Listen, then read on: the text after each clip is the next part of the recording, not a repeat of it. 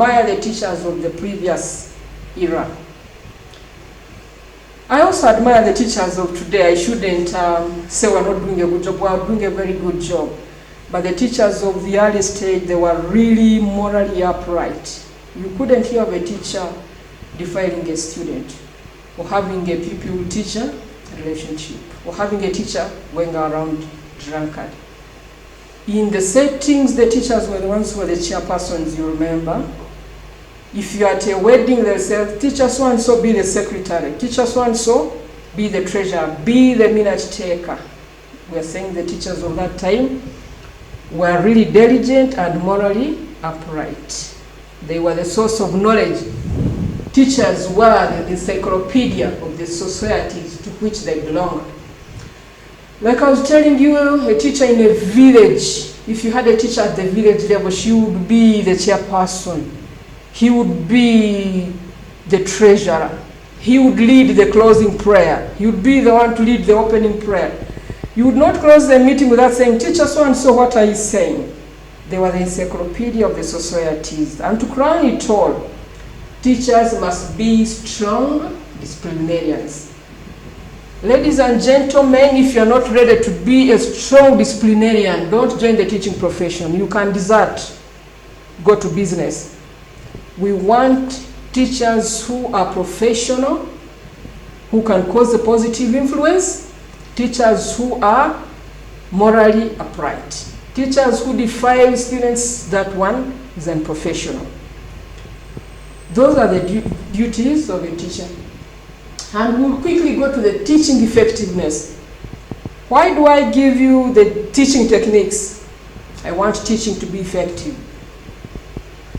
If you teach and learning doesn't take place, then I don't say teaching has been effective. It's, for example, for us, the ordinary people. If I say come and you don't come, my communication has not been effective. If I tell you dress properly and you don't dress properly, then my communication is ineffective. If I teach students that when we are greeting old people who are supposed to kneel and you don't kneel, teaching is not effective. We want to be effective in our teaching in a way that when we teach people something, I mean the people something, there is change. I cannot spend 3 years or 5 years teaching teachers the techniques of teaching, and I still find people who are still drawing the lesson plan in the wrong way. I find people who are drawing the scheme of work the wrong way, who are missing things here and there. Most of us are going to class without a lesson plan. But scheme of work, I'm happy they do. But a scheme of, a lesson plan, sometimes we miss. Teaching is not effective. If I'm supposed to change attitude, I'm supposed to change behavior, and I don't change, then teaching has not been effective. Then we're looking at teaching effectiveness. Teaching effectiveness refers to the ability, refers to the ability of an educator to facilitate meaningful learning. To facilitate meaningful learning. If people learn different things or unnecessary things, meaningless things, that is not effective teaching. So it's an educator who has the capacity to facilitate meaningful learning. And we say there are some factors which can cause this. When we're teaching, we expect to have effective teaching and learning.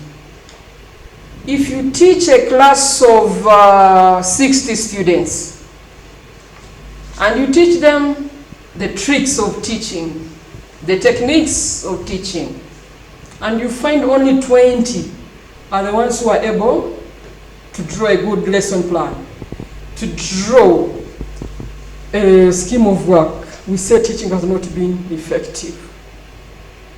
There are factors that can cause that. I come here, I teach you, I demonstrate, we practice, we exercise, but at the end of the day, no skill has been acquired. I can say my teaching has not been effective, but there are factors that cause that. And we will end at this. When we come back, we look at the factors that facilitate or affect effective teaching. There are several factors which affect teaching and learning. We need to look at them so that we're able to avoid them. Thank you, ladies and gentlemen, for listening to me. It's been Kabazira Dina, lecturer Mountains of the Moon University. Let us meet in the next session where we'll discuss factors that affect or facilitate teaching and learning. Thank you very much. Oh, hi, ladies and gentlemen. Welcome to our session. In the last session, we looked at the effective teaching and learning, the effectiveness of teaching and learning. And we looked at what it means to have an effective teaching or learning. We ended at the section where we're just going to look at the factors that affect or facilitate the teaching and learning. Once again, it is Kabazira Dina, a lecturer at Mountains of the Moon University, going to take you through this session. It's unfortunate I'm not seeing you, I'm not interacting with you, but I hope wherever you are, you're practicing what I'm talking about or you're internalizing it. Factors that facilitate effective teaching and learning. One factor we can talk about is effective communication. If you're not speaking well, if you're not, sometimes use very complicated English. Sometimes we're in a disco and we're trying to teach when there is a noisy place there. Those are factors that can affect effective teaching. The first one we talked about, effective communication. Communicate effectively, use the right language, use the correct verb, use the correct voice, don't shout. If a class is a class of 30, do you have to make noise? No, you're supposed to vary your voice. If it's a class of 100 and then you're speaking to yourself, that's not effective communication. Effective teaching method. Most times we look at the methods and we choose, I'm going to use the lecture method for P1. Teach, explain, and move out. That will affect teaching and learning. That's why we're saying we need to choose an effective teaching method to get effective teaching and learning. Assessment and feedback. If you don't assess your students, if you don't get feedback to know if teaching has taken place, that is why you say there is a Coca-Cola song we used to have. Wherever there is school, there is homework. Wherever there is teaching, there must be assessment. Why? We need the feedback. Remember, the most important thing is that there is no teaching if learning hasn't taken place. Let us master that one.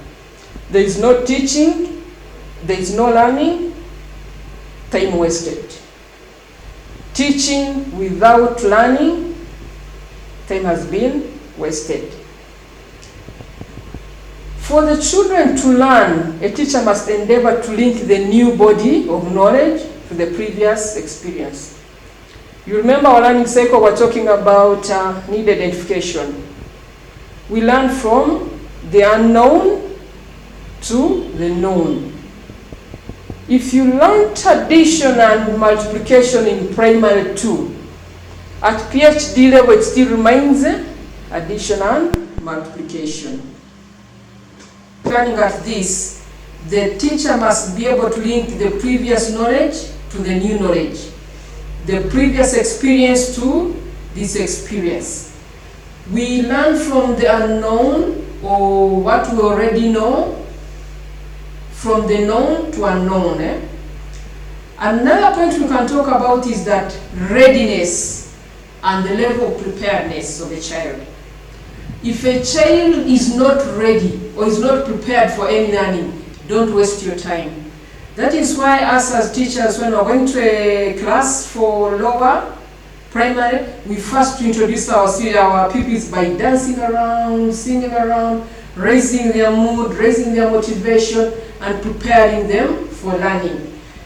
When it's break time and then you introduce a new topic or you introduce a lesson, you know students will not be ready. When it's lunchtime and then you say, continue learning, the students will not be ready. So the readiness is very important. The preparedness of a child must be catered for. No matter how well you handle your subject matter, no matter how well you teach, if the students are not ready, if the pupils are not ready, You'll excuse me, I'm talking a lot about students, but I'm meaning the pupils. It can mean both. I can talk about students, I can talk about the pupils. It means the same.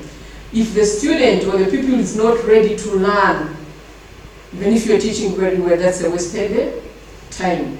So the readiness and preparedness of a child is very important. If you teach students who are not ready, you're wasting time. The children with high interest, motivation, aptitude. Aptitude is the capacity to grasp. If the student has issues with the aptitude, the capacity to grasp, the capacity to remember, they will have issues with learning. So we must cater for this. They must have high interest. They must be motivated. That's why we say the attitude must be right. The aptitude, the capacity must be right. The intellectual capacity, the high level of assimilation. How do you take in, how do you process information? If I tell you about general teaching techniques, how do you interpret it? How do you assimilate it? It affects the teaching and learning. There are some physical defects. That's another factor. People with hearing impairment, if you don't make them sit in front, for example, they will not listen. If students are blind, they'll have issues with learning. If the student is mentally retarded, there are some students or pupils who cannot understand, who cannot comprehend. That one will affect teaching. That's why we have to have the special needs kind of education. We are talking about the physical defects. There are many physical defects. I would give you an assignment in your own books, in your own logbooks, to write down like 5 or 15 defects. We can go even to 15 defects that can affect or hinder learning. List them, check yourself, write. The blindness, hearing impairment, and many others. Remember, we're looking at the factors that affect effective teaching. Anxiety and fatigue. If the student is anxious, you've seen primary 3 and primary 5. Students tend to run away from classes because of anxiety. They are fearing that the teacher is going to beat them, that the teacher has given assignment and the student hasn't done the assignment. There's that kind of anxiety. If they are fatigued, if they are tired, take an example. Myself, I'm teaching you in sessions. If I was to teach you for 5 hours, you'd be fatigued. If I'm to teach you after a hard work, if you're stressed, you'll not be able to learn. That is why we have to cater for the anxiety and fatigue. We have the environmental factors. I talked about a school that is nearing a disco dance hall, a school that is nearing a church, a school that is in a very dirty, crowded place. So we're talking about the environment. The environment must be good for learning. If it's not good, learning will not take place, so it will affect the child's learning. We can say on the whole, good teaching. Probably I can also talk about the home environment, because if the home environment is not conducive for learning, the child will not be able to learn. The school environment, the home environment must be favorable for learning. There are some pupils who are coming from homes that are very chaotic, fighting mothers and fathers. You find the student is stressed, is anxious, is fatigued, so the home environment is not good for learning. They go home, the first thing they have to do is to fetch water the whole day, then they come to school at midday. The home environment, the school environment will enhance the child's learning.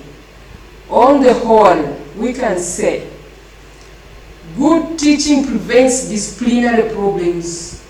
Good teaching prevents disciplinary problems. Good teaching prevents disciplinary problems and enhances learning, and poor teaching encourages disciplinary problems. So if we are not having effective teaching, we're going to have disciplinary problems.